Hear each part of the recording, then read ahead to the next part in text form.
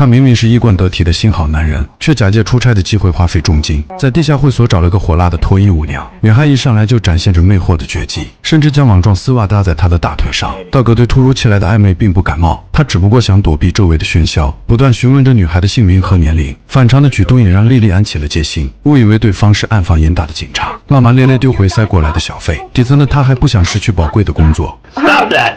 Prove you're not a cop! Not a cop!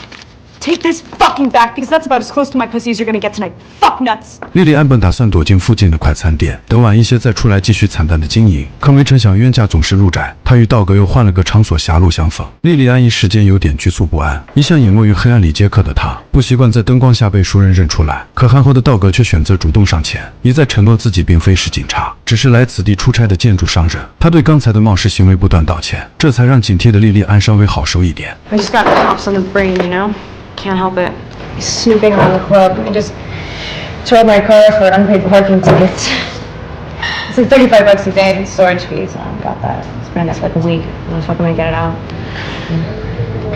It's so I don't like cops. 这般境遇让道格生出怜悯之心，问询莉莉安还欠公家多少钱。原来只有区1000多美元，就能让未经世事的莉莉安胆战心惊。随后道格主动为她付了餐费，还在路上又将小费还了回去。莉莉安本以为天下的男人都一样，只是在觊觎她年轻的肉体而已，可到家后才深知一切并非市场交易，任由莉莉安花样百出的诱惑勾引。道格都丝毫没有要霸占她的意思。 How come you don't wanna fuck me?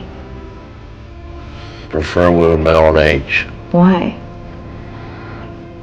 They know what they're doing.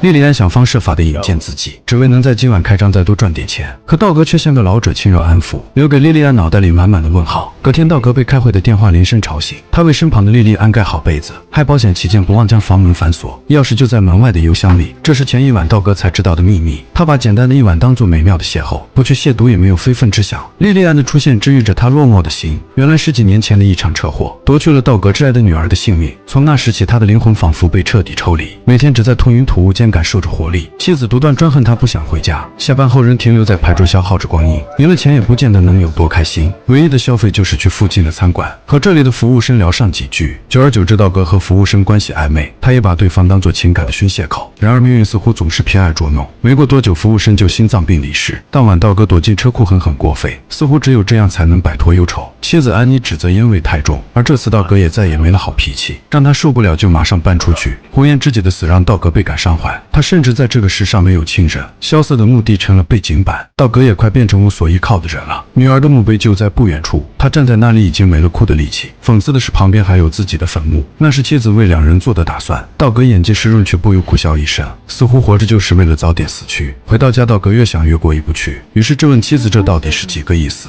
Well, I mean, I'm not dead. You're not dead. Now, there's enough people out there that are dead. They need headstones. We don't, because we're not dead. A lot of people do this, Doug. It's called pre-planning. Well, I don't like having my name carved on a tombstone while I'm still alive.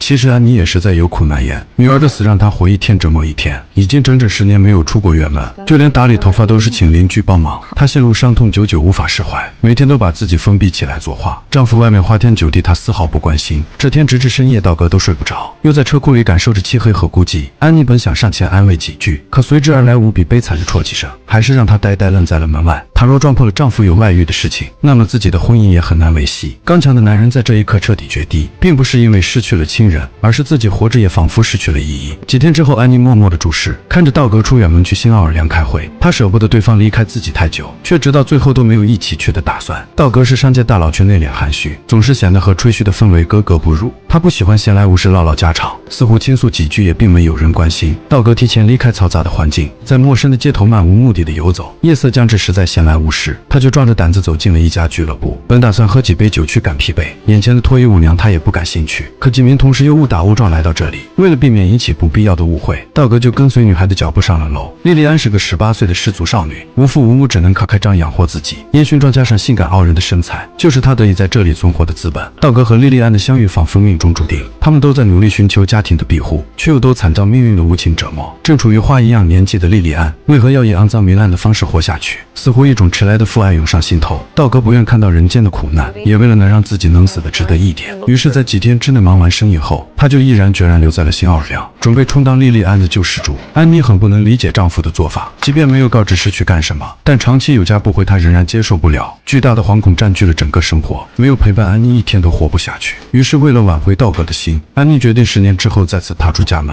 开车去几千公里以外的地方，她要把自己的丈夫亲自接回来。然而，刚坐进驾驶室，她就彻底傻眼。如今的新事物完全超乎想象，安妮根本没办法正确操作。后备箱还有道格送给情人的礼物，安妮也摇了摇头，原封未动。她有着常人都没有的理智和毅力，买来最新的地图，安排好路线。经过几次操作不当的车祸之后，安妮就这样扎起安全气囊出发了。她忍受着晕车和不敢坐飞机的焦虑，一定要看看道格究竟干了些什么。而此时的道格这次则下定决心和这个失宠的孤儿住在一起。他才不用理会莉莉安是什么态度，自顾自搬来工具打扫着房间，还处理好了常年拥堵的马桶。干完家务再请莉莉安吃顿午餐，便提出了一个很难拒绝的条件$100 a day if I can stay at your place. I don't like hotels. No pussy? No. 道格答应不会做肮脏的事，他也保证每晚只睡在沙发上。虽然并不清楚男人这样做的目的，但基于这些天的理解与尊重，还有自己那岌岌可危的账单，莉莉安没多考虑就答应了下来。从那之后，道格成了免费的男佣。白天莉莉安睡得昏天暗地，他就负责修整房屋、接电改造，3更半夜还要充当司机，车接车送，只为能安全一点。他还教莉莉安如何正确保管收入，对财富有起码的尊重才能赚到钱。有时会有男人上门花钱消费，道格则像个父亲一样严厉呵斥，充当着莉莉安人生的保护伞。可这场相互治愈也有它的弊端，毕竟莉莉安是个脱衣舞娘，她脱口而出的都是些污言秽语，这让想当父亲的道格很难接受。他想彻底改变莉莉安的生活方式，不仅买来床品让她睡得安稳，还教会她如何按时清洗衣物。莉莉安接受不了这样的束缚，两人也时常会爆发无休止的争论。You know what? You want to parade around here in your birthday suit? If displaying your vagina is the only way you could feel in control, well, you knock yourself out. But I'm tired of your language, especially the word fuck and all its various permutations. Now, I know it's your only adjective, but it makes you sound cheap and immature and uneducated. And that may be the truth, but why advertise it? Now, starting today, I'm docking you $1 every time you use that word. 有时仅仅一句简单的质疑，都能让莉莉安立马自我保护起来。谁又未曾不想过正常的人生？可如今她身之处境就像只流浪猫，满身是伤，连自己都会嫌弃。这天夜里，莉莉安又被变态虐待，还一次性偷光了她所有家底。她在道格面前各种打嘴炮，一定要找到那个男人，碎尸万段。道格则直言不讳，这些都是自找的。有谁会深更半夜还来接客，还把自己所有钱都背在身上？道格身处上流阶层，无法感同身受。莉莉安的人生看不到一丝光明。Okay. I mean, fucking everything. Always, like my whole life.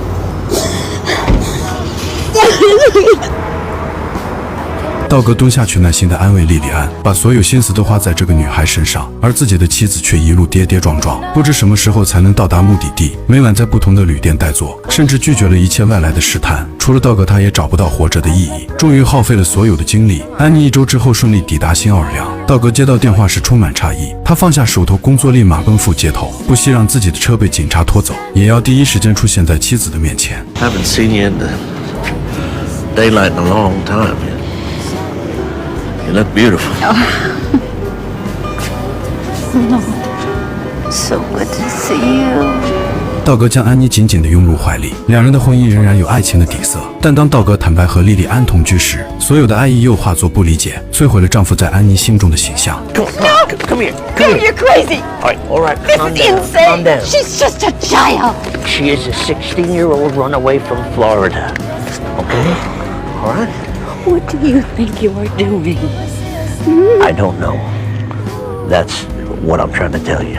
Okay? 一番解释后，安妮仍然不买账。焦躁的道格却又一次失去耐心，他让安妮有本事原路返回，继续把自己关进暗无天日的房子里。然而卑微的安妮并没有走，而是思想斗争之后一遍遍做着妥协。她试着去理解丈夫的真实用意，更重要的是不愿抛弃唯一的爱人。You can leave me if you have to, but I will never leave you. So you just do what you have to do here, huh? 往后的日子，莉莉安试着做出解释，也渐渐打开了安妮的心结。他们就像一家三口安稳的生活，就像活在一场难能可贵的幻梦里。有时莉莉安外出工作，安妮就会坐在台阶等待着道格，两人重新感受着家的温暖，也是隔10年之后第一次感受到了来自对方身体的温度。随着时间的慢慢推移，安妮也把莉莉安当作女儿一样，不仅3更半夜照顾她的身体，还为莉莉安买合身的内衣。当被问及女儿是如何去世时，安妮也终于说出了心底的愧疚。 So Emily got into her boyfriend's car.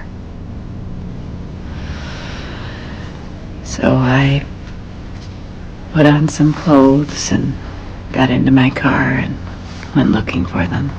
I'm sure they were really happy to see you. He took off. Tried to catch up. I couldn't. He was driving so fast. Lost him for a little while. 原来安妮活在了害死女儿的惭愧里，道格也常年怪罪着妻子的强势。时过境迁，当真相终于揭露，两人的关系也因外人的出现得到治愈。然而，由于安妮病症的发作，她总会时不时带入母亲的角色，来试图掌控莉莉安的生活。起初只是央求对方能请几天假，可久而久之就转变成了责备。 I apologize for being so unsophisticated, but I cannot let a 16-year-old girl prostitute herself. I'm a fucking dancer. And a prostitute. You're not my fucking mom, so get the fuck out of my way! 一时间，莉莉安也陷入了挣扎。好端端的日子被旁人指手画脚，是她万万不能接受的事情。她要将道格夫妇连夜赶出家门，还对一向保守的安妮恶语相向。 How many cocks you swallow? Hey!